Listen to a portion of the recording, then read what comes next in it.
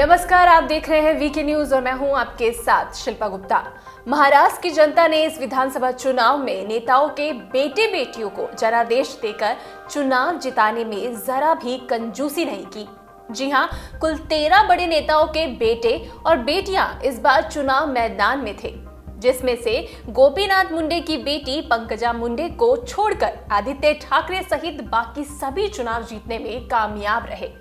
पूर्व मुख्यमंत्री विलासराव देशमुख के दोनों बेटे चुनाव जीते।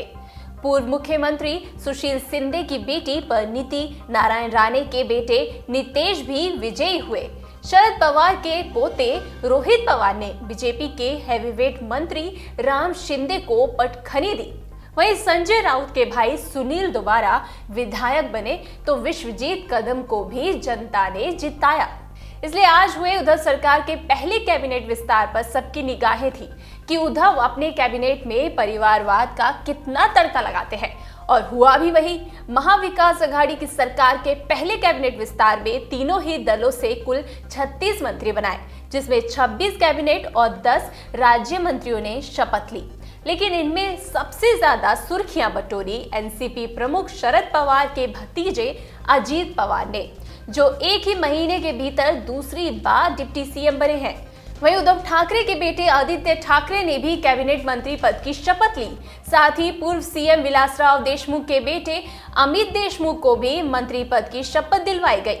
इन तीनों नेताओं के शपथ लेने के बाद अब उद्धव सरकार को आलोचक परिवार की सरकार भी कहा जा रहा है, क्योंकि सरकार में नए चुने गए विधायकों और छोटे दलों के अनुभवी विधायकों को दरकिनार कर सत्ता के शिखर पर रहे परिवारों ने अपने पुत्रों को सेट करने को तरजीह दी।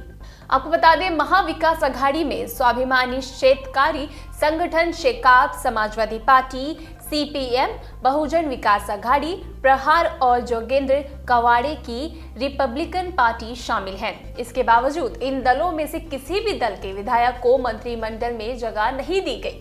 जी हां, मंत्रिमंडल विस्तार से पहले इन छोटे दलों के साथ कोई बातचीत भी नहीं की गई। इससे खफा ये दल खुद को उपेक्षित महसूस कर रहे हैं। पहले तो खबर थी कि शेकाप के जयंत पाटिल, प्रहार के बच्चू कडू और जोगेंद्र कवाड़े मंत्रिमंडल में शामिल हो सकते हैं।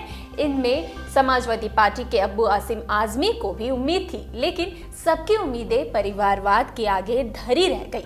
सबसे चौंकाने वाली बात यह है कि शिवसेना सरकार बनाने और उद्धव को सीएम बनाने में जिनकी सबसे अहम भूमिका थी, उस संजय राउत के भाई को भी उद्धव के मंत्रिमंडल में जगह नहीं मिली है, जिसके बाद संजय राउत की ट्विटर पर जमकर खिंचाई भी हो रही है। कहा तो ये भी जा रहा है कि संजय इस बात से उद्धव से खफा हैं और वो इस्तीफा देकर बीजेपी की ओर रुख कर सकते हैं।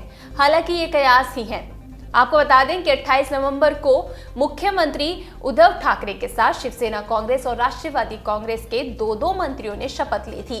नियम के मुताबिक महाराष्ट्र सरकार में मुख्यमंत्री के अलावा 42 मंत्री ही शामिल हो सकते हैं। इसलिए आज 36 मंत्रियों को ही शपथ दिलाई गई। आपको ये खबर कैसी लगी हमें कमेंट बॉक्स में जरूर बताइए। वीडियो आपको पसंद आया हो तो इसे लाइक करें, शेयर करें और देखते रहें वीके न्यूज। शुक्रिया।